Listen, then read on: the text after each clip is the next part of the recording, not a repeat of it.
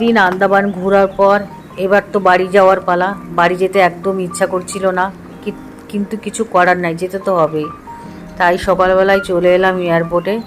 এয়ারপোর্টের চারিদিকটা এত সুন্দর সাজানো গোছানো, সবুজ, একদিকে বড় বড় গাছ, অন্যদিকে ফুলের গাছ ভরা।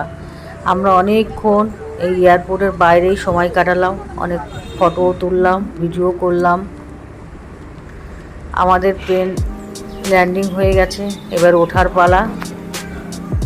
মনটা খারাপই লাগছিল, মনে হচ্ছিল আরও 2 দিন থাকতে পারলে খুব ভালো হতো।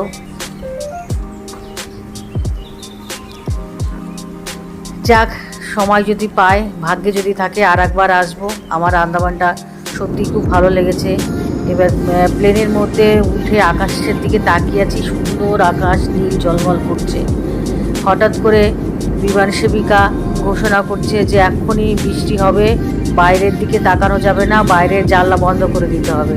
সত্যি তাকিয়ে দেখলাম পুরো আকাশটা মানে মিনিটের মধ্যেই মানে মেঘলা হয়ে গেল, পুরো কালো হয়ে গেল। তারপরে একটু পরে বৃষ্টি শুরু হয়ে গেল।